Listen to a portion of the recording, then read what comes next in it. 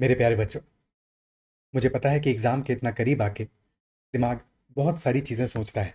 बहुत कुछ दिमाग में चल रहा होता है। हमें लगता है कि कुछ कमियां रह गई, कुछ चीज़ें थी जिन्हें बेहतर किया जा सकता था।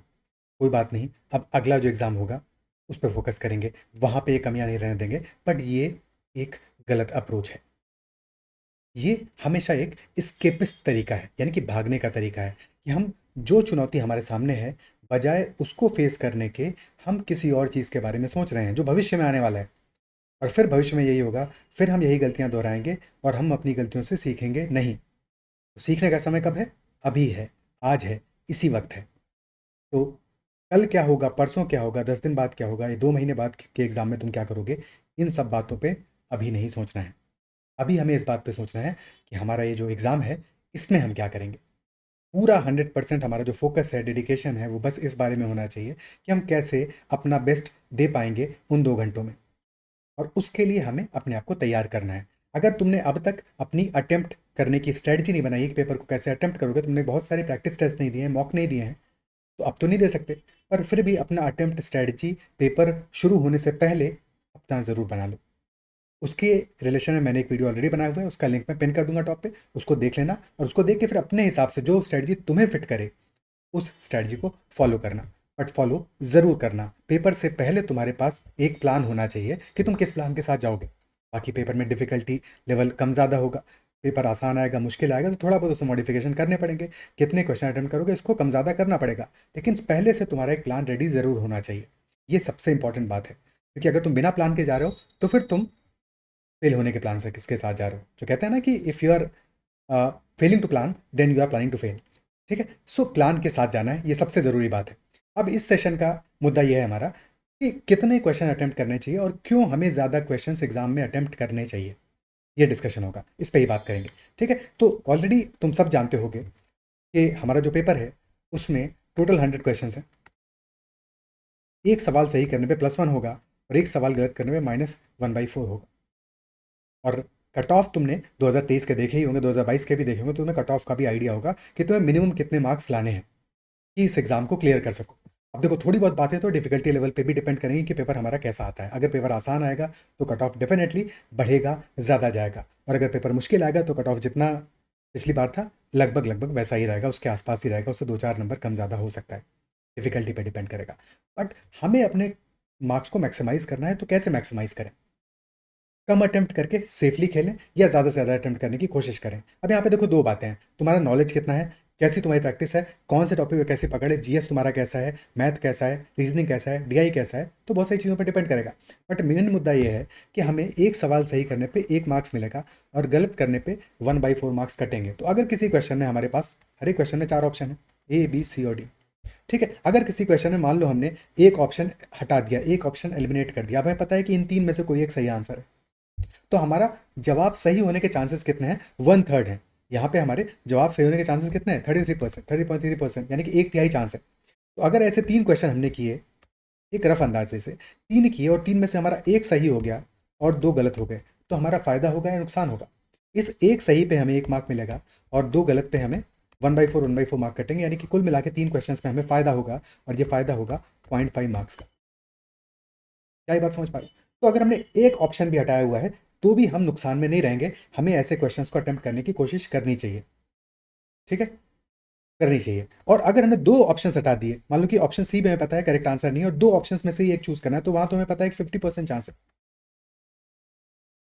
कि हमारा सवाल हम सही अटेम्प्ट करेंगे। और अगर ऐसे क्वेश्चन हमने मान लो 6 क्वेश्चन अटेम्प्ट किए, तो इन 6 क्वेश्चन में से हमें पता है कि 3 सवाल हमारे सही हो जाएंगे। चांसेस इस बात के हैं, ठीक है, ये चांस है, डेफिनेट नहीं है। ऐसा भी हो सकता है कि 2 सही हो 4 गलत हो, पर 2 सही 4 गलत भी होंगे, तब भी तुम नुकसान में नहीं रहोगे। तो अगर 3 सही 3 गलत हुए, तब भी नेट रिजल्ट तो पॉजिटिव ही आएगा ना, +3 -3/4, यानी कि यहाँ भी तुम्हारा 2.25 नंबर का फायदा ही होगा। तो ऐसे क्वेश्चंस जहाँ पे कि 50% चांस है, उनको हमेशा अटेम्प्ट करना है। ध्यान से मेरी बात को सुनना, उनको हमेशा अटेम्प्ट करना है। और जहाँ पे 3 ऑप्शन के बीच में चांस है, वहाँ पे भी तुम्हें अपने अटेम्प्ट के हिसाब से, कि ऑलरेडी तुम कितने क्वेश्चंस कर चुके हो, उस हिसाब से अटेम्प्ट करना है। अगर ऑलरेडी तुम्हें लगता है कि तुम्हारे क्वेश्चंस 90-92 हो गए हैं, तो फिर नहीं भी अटेम्प्ट करना है, तो नहीं भी करोगे चलेगा। और तुम्हें अपनी एक्यूरेसी का भी आइडिया होना चाहिए कि तुम कितने क्वेश्चन अटेम्प्ट एक्यूरेटली कर पाते हो। ठीक है, तो अगर ऑलरेडी तुम्हारे 90-92 क्वेश्चन हो गए हैं और पेपर बहुत आसान नहीं है, तो ऐसे क्वेश्चंस को जहाँ पे कि 3 में एक चूज़ करना है, उनको स्किप मार सकते हो। बट अदरवाइज़ तुम्हें अपने नंबर ऑफ अटेम्प्ट को बढ़ाना पड़ेगा, और जहाँ पे 50% चांस को तो करोगे ही करोगे, जहाँ पे 33% चांस है उन क्वेश्चंस को भी अटेम्प्ट करना है। ऐसे समझो कि अगर 10 क्वेश्चन हमने अटेम्प्ट किया ऐसे इस टाइप के, और उन 10 में से हमारे 2 भी सही हुए, ठीक है, जहाँ पे कि 3 ऑप्शन वाला मामला है, सिर्फ 2 सही हुए, 8 गलत हो गए हमारे, तब भी हमारा कोई नुकसान नहीं होगा, तब भी कोई लॉस नहीं होगा, ना तो प्रॉफिट होगा ना लॉस होगा। बट ये सिर्फ तब है जबकि 2 सही हुए और 8 गलत हुए।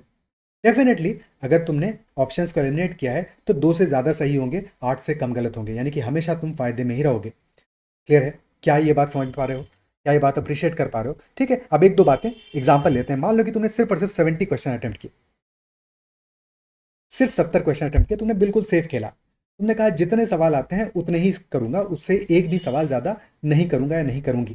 तो अगर तुमने 70 क्वेश्चन किए तब भी तुम जानते होगे, अगर तुमने पहले पेपर दिए हैं, कि चाहे तुम कितना भी सेफ क्यों ना खेलो, कितना भी ऐसी कोशिश क्यों ना करो कि सारे के सारे सवाल जो मैं करूंगा वो सारे के सारे सवाल मेरे सही होंगे, ऐसा होता नहीं है एग्जाम में। तो तब भी ऐसे चांसेस होंगे कि 70 में से कम तुम्हारे 5 तो गलत हो ही जाएंगे, 65 सही और 5 गलत। मैंने ऑप्टिमिस्टिक केस लिया है, इससे ज़्यादा ही गलत होंगे, पर कम से कम 5 तो गलत होंगे। ठीक है, अनलेस तुम्हारा केस बिल्कुल एक्सेप्शनल है, ठीक है, कि शानदार है। और तो अगर तुम बहुत अच्छा तुम्हारा तैयारी, तो फिर तो 70 क्यों अटेम्प्ट करने, फिर तो 80 करने चाहिए। ठीक है, पर अगर तुमने 70 किए हैं, 65 सही हुए, 5 गलत हुए, तो कहानी क्या बनी? इन पे मिलेंगे +65 +65, और इन 5 गलत पे तुम्हें -1.25 मिलेगा, यानी कि तुम्हारा स्कोर हो जाएगा 63.75। और तुमको पता है कि ये कट ऑफ से 2023 के कट ऑफ से तो ये स्कोर हमारा नीचे आ रहा है। Isn't it? क्या ये बात क्लियर है? अब यहीं पे अगर तुमने 80 सवाल किए, और इन 80 सवालों में से कई सवाल ऐसे हैं जिनमें तुमने चांस लिया है, हाफ चांसेस लिए हैं, ठीक है, हाफ चांसेस लिए हैं, और मान लेता हूं मैं कि अब तुमने जो हाफ चांसेस लिए हैं भाई, 65 तुम्हारे ऑलरेडी सही हुए थे, 5 गलत हुए थे, इन हाफ चांसेस में से तुम्हारे 5 सही हो गए और 5 गलत हो गए। अब फर्क क्या पड़ेगा?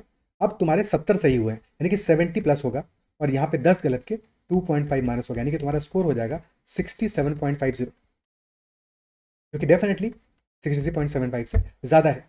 यहीं पे तुमने अगर 90 क्वेश्चंस किए हैं, अगर तुम उतने क्वेश्चंस कर पा रहे हो, अगर तुम्हें इतने सारे क्वेश्चंस ऐसे मिल रहे हैं जहाँ पे कि तुम 2 गलत आंसर्स को हटा पा रहे हो, तो जब 90 क्वेश्चंस करोगे तो वहाँ पे यही होगा, तुम्हारे 65 और 5 तो पहले ही हो रहा था मान, कि अब तुमने 20 एक्स्ट्रा सवाल किए और उनमें से 10 तुम्हारे सही हुए और 10 गलत हो गए, तो 75 तुम्हारे सही हुए, और फिर ये जो 15 गलत है इनका -3.75 हो जाएगा, यानी कि तुम्हारा स्कोर हो जाएगा 71.25। तो क्या ये देख पा रहे हो कि तुम अपने सेफ स्कोर के पास में पहुंचोगे, और जितना सेफ स्कोर के पास में पहुंचोगे उतना पेपर के समय भी तुम कॉन्फिडेंट फील करोगे, और पेपर के बाद भी तुम्हारा कॉन्फिडेंस शानदार रहेगा। तो ये बात समझनी बहुत इंपॉर्टेंट है कि हमारा नंबर ऑफ अटेम्प्ट्स ज़्यादा होना चाहिए। ठीक है, बहुत कम नंबर ऑफ अटेम्प्ट्स में चांसेस बहुत कम रह जाते हैं, या तुम खुद ही अपने चांसेस को ख़त्म कर देते हो अपने हाथों से। तो अपने हाथों से अपने चांसेस को कभी भी ख़त्म नहीं करना है।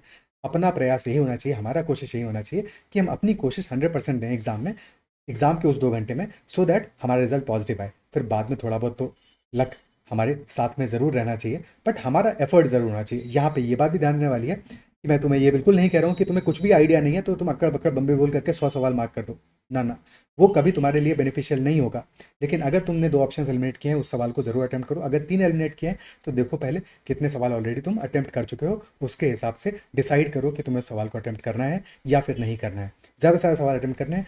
पेपर की शुरुआत में अपनी स्पीड तेज रखनी है, ठीक है, अपनी स्पीड को मॉड्यूलेट करते रहना है, यानी कि पहले 30 मिनट में अपनी स्पीड बहुत तेज रखनी है, ताकि तुम्हें 30 मिनट के बाद में एहसास हो कि हाँ, सफिशिएंट नंबर ऑफ क्वेश्चंस हो गए हैं हमारे, तो सही दिशा में जा रहे हैं। ठीक है, अदरवाइज अगर मान लो 30 मिनट तुम्हारे बीत गए और 30 मिनट के बाद में तुम 20 सवाल ही कर पाए हो, तो फिर जो प्रेशर आएगा दिमाग में ना, उसमें फिर जो बचा हुआ 90 मिनट का समय है वो भी तुम्हारा गड़बड़ होगा, वहाँ पे भी तुमसे बहुत सारी गलतियाँ होंगी। इसलिए शुरुआत के 30 मिनट बहुत इंपॉर्टेंट है। पहले 30 मिनट में अपनी स्पीड को तेज रखो, फिर चाहो तो अपने कैपेबिलिटी के हिसाब से, पोटेंशियल के हिसाब से, तुम्हें लग रहा है कि दिमाग थक रहा है तो थोड़ी सी स्पीड कम कर सकते हो। ठीक है, तो ये ध्यान रखना है कि अपनी स्पीड को मॉड्यूलेट करते रहना है। कभी भी मैथ और डीआई और रीजनिंग वाले सारे के सारे सवाल मिला के एक साथ करने की कोशिश नहीं करनी है, अदरवाइज दिमाग पे बर्डन पड़ता है। फिर बाद में, उसके बाद में जो सवाल तुम करने वाले होगे या वही सवालों में तुम थोड़े समय के बाद में स्लो हो जाओगे और पूरा पेपर शायद अटैम्प्ट ना कर पाओ। तो ये छोटी छोटी बातें हैं जो मैंने ऑलरेडी अटेम्प्ट स्ट्रेटजी वाले अपने वीडियो में डिस्कस की हैं, यहाँ पे एक बार फिर से दोहरा दी, ताकि तुम से पेपर में गलतियाँ ना हो, पेपर तुम अपना बेहतर करके आओ, अपना बेस्ट दे के आओ पेपर में, और अपना बेस्ट दे के आओगे तो डेफिनेटली तुम्हारा रिजल्ट सही डायरेक्शन में जाएगा। क्या होगा ये तुम्हारे अल्टीमेटली उस 2 घंटे में तुम क्या करते हो, तुम्हारी उस मेहनत पर डिपेंड करेगा। इतना ही रखते हैं इस सेशन में, और अगेन एक बार फिर से बहुत बहुत शुभकामनाएं तुमको पेपर के लिए कि पेपर तुम्हारा बहुत शानदार जाए, और पेपर के बाद तुम आके कमेंट में मेंशन करना कि तुम्हारा पेपर कैसा गया और क्या ये सब चीज़ें तुम बेनिफिट की या नहीं की। ख्याल रखो, पढ़ते रहो। All the best for the exam. Take care.